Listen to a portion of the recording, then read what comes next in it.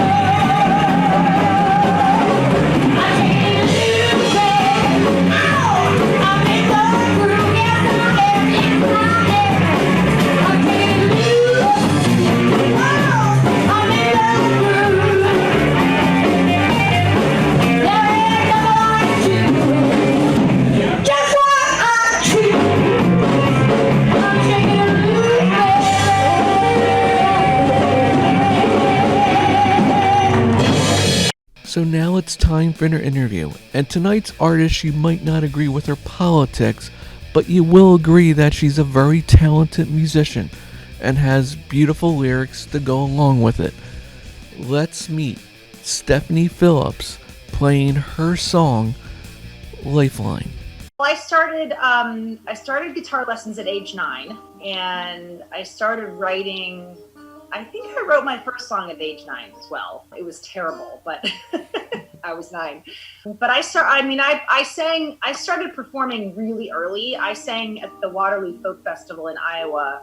I want to say I was 11 at the time, and I did a couple Bob Dylan songs. Actually, I did Simon and Garfunkel and a Bob Dylan song, and that was probably 1,000 people. I won a local town talent show, also in Iowa. I think I was about 12 then.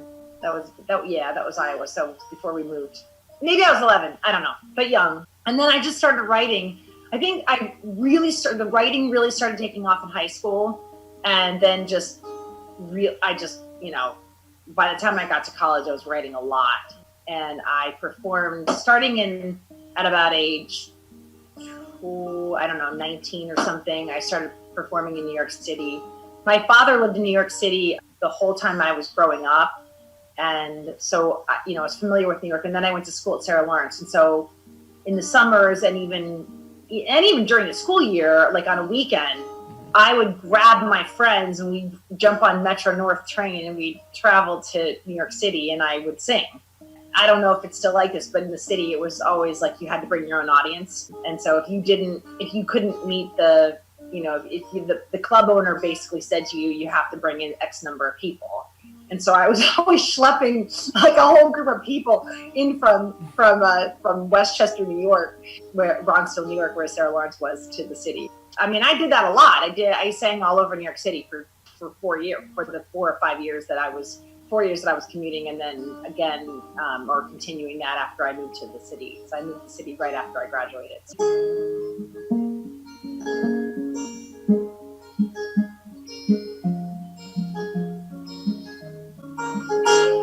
They clear-cut the trees around Greystone, it's nothing at all like it used to be.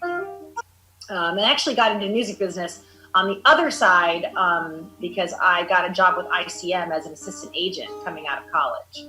Oh. So I was on both sides of the industry, and actually it was a bit difficult because I felt like I was kind of hoping in the back of my mind that working for ICM would help me with my own music, but it was completely the opposite of that.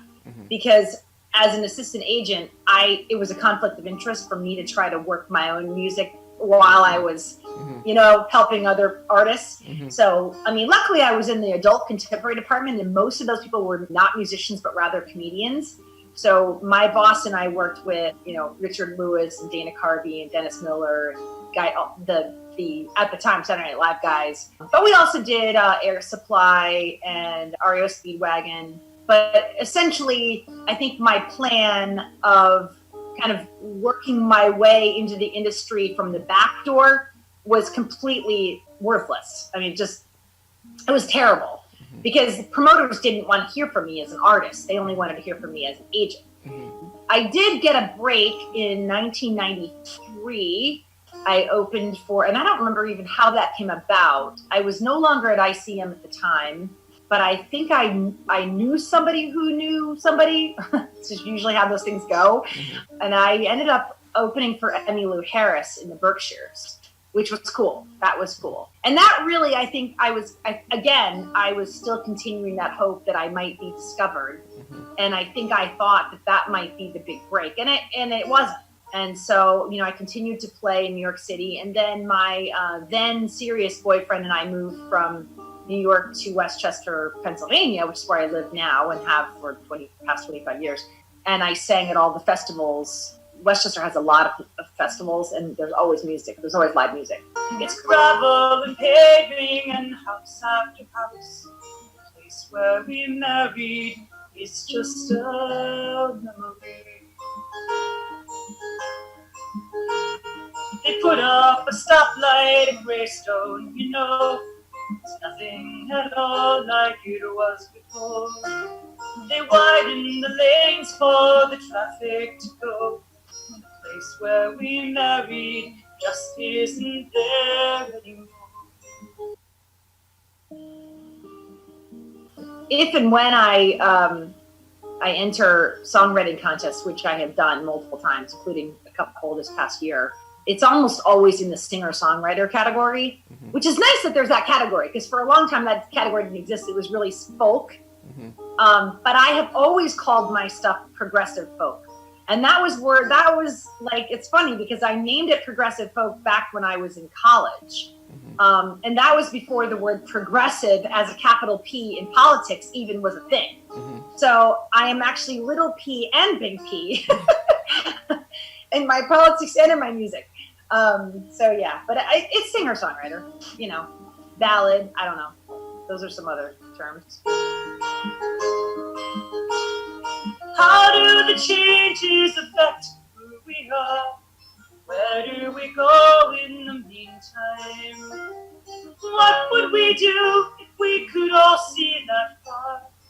Maybe we'd ask for a lifeline. So I think I probably speak for most songwriters in that agony and grief and sorrow and heartbreak are probably our leading inspirations. My friends used to tease me when I was in college that I never had any happy songs. And I think to this day, it's pretty much still true, although I have a few. One of the one that I just sang for you, I think is kind of a happy, you are the balance. But for the most part, I think sadness is a strong inspiration. This latest go round with what we're experiencing with the pandemic is something that the song that I sang called Lifeline is, really about change. It's about local change. It's about national change, about global change. And I think that things that happen on a large level, national or global, affect me quite strongly a lot of times. Like I wrote a song about the gun issue. It was written right after Parkland, but it was mostly in response to just the whole slew of mass killings from schools to churches to, you name it. So yeah, I would say that for the most part, I am inspired by events that happen around me, both personal and larger than me.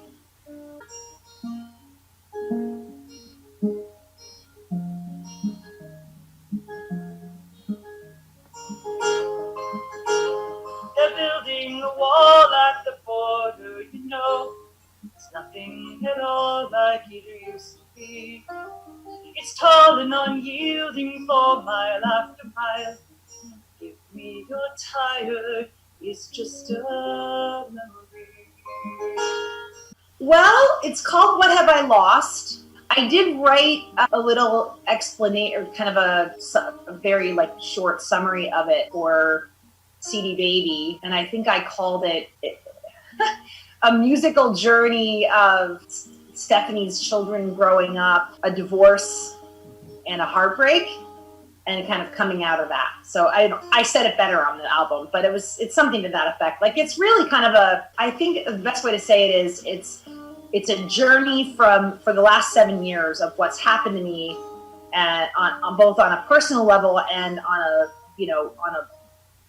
at least national level, if not global, and just the changes that have happened. I mean, there's been a lot that's happened in 7 years, and I've written a lot of music, so I kind of had to figure out a way to put those songs together that made some sense to the listener, and I hope it does. They're not in a chronological order on the album, but I think they make sense musically. They're caging the kids at the border, nothing at all like it was before. With the choice to be ripped from their mothers or go, this place that they die for just isn't here anymore. First album was self-produced. My second album was with Wire Road Records in Missouri. My third one was True to My Soul, and I did that one myself, and then this one was self-produced. And I don't know that there's any real stark difference other than the fact that the Wire Road Records release, I had to buy 1,000 copies of that. So it was a huge investment, both in money and in space in my closet upstairs.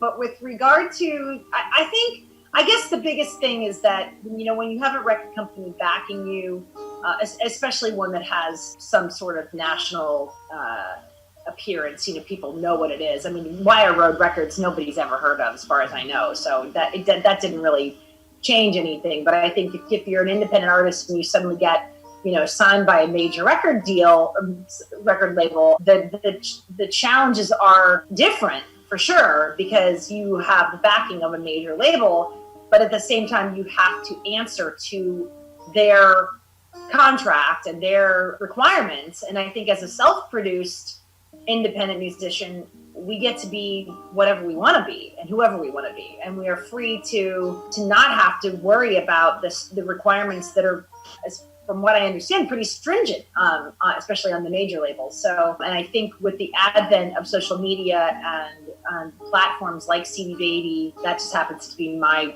digital distribution platform, but of course there are many. I think that the opportunities for independent musicians are really incredible now, and I actually think that really it's probably better to be independent than it is to be tied to a label at this point. But that's just my take. How do the changes affect who we are? Where do we go in the meantime? What would we do if we could all see that far? Maybe we'd ask for a lifeline. I think my biggest piece of advice would be to learn the digital programs, the mastery programs that will help you advance your music, so that you don't have to worry about signing with a record label or having a bunch of studio musicians. I mean, when I graduated from college, I had a band, and I worked with, band for, I don't know, maybe a year or two. They were young. They were younger than I was. I was just out of college. They were still kind of in college, or I think one of them might have even still been in high school. And we didn't, and we had to find studio space, and we had to book studio time, and it was not convenient and kind of awkward. And I think now with the kind of electronic platforms that we have, and Logic and GarageBand and all these other things that I don't know how to use for the most part, I would say if you're just starting out, learn those, because then you can do all of this on your own. My daughter is a musician. She's in college at UArts, and she's in the MBET program, which is the Music Business Entrepreneurship Technology program. And she just released her first single on her own with, cover art by my other daughter, who's a graphic designer. And it's fantastic. I mean, she's a keyboardist, so it's a little bit different. The guitar, she has a lot more available to her with being a pianist and working on a keyboard as opposed to a guitarist. I think that's just that she just has more available in terms of what she can do to add to her sound. But still, the fact that she's able to do all this on her own, I never would have been able to do that at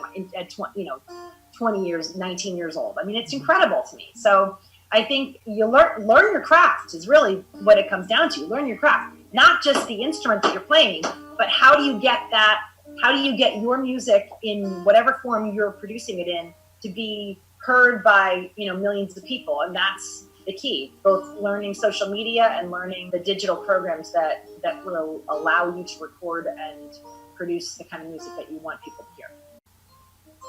Into the future to find a new path, something that ties us together again. Time may be all that we're needing for that, but the only real weapon is love in the end.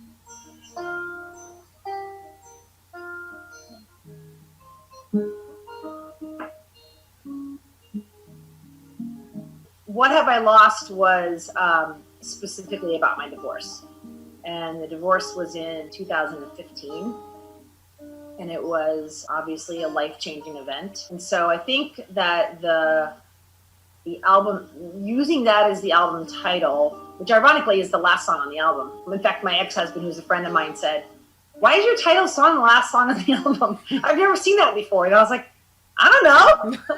It just made sense musically to have it be the last one. I I think that it kind of encompasses a lot of feelings that I had, both happy and sad, with regard to the divorce and with regard to everything that's happened since the divorce. There was definitely some happy times post divorce. There were nearly 3 years of a relationship that I thought was going to be for the rest of my life, which didn't turn out to be, which ended up with some pretty significant heartbreak. And so I think that the titling that, using that song as a title, kind of encompassed a lot of those feelings, both right after the divorce and then after the other relationship failed. Well, my musical influences, and I don't know if you can tell this by just hearing those 4 songs, but Dan Fogelberg, do you know any of these people? Cat Stevens, I know Cat James Stevens. Taylor. Okay, I know them. Yeah, I know the last two. Chicago is another influence. Yeah. And then later on, influences have been Indigo Girls. I don't know. Are you familiar with Cheryl Wheeler? I don't think so. I might know. Okay, so look up Cheryl. Do yourself a favor and look up Cheryl Wheeler. Okay. She's an East Coast musician based in Maryland.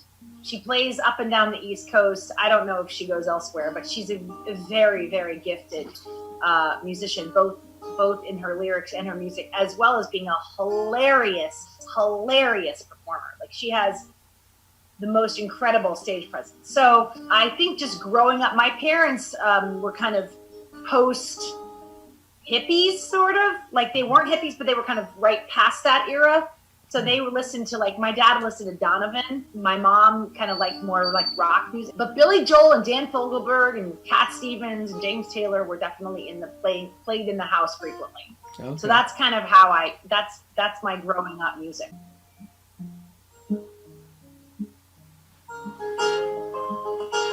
We're fighting a war with contagion, It's nothing at all like it used to be. It's 6 feet of distance to keep us apart. The world that we're used to is just a memory. They're forcing the closure of borders, It's nothing at all like it was before. This human connection is needed to grow, but hands holding hands just isn't here anymore. How do the changes affect who we are, and where do we go in the meantime? What would we do if we could all see that far? Maybe we'd ask for a light.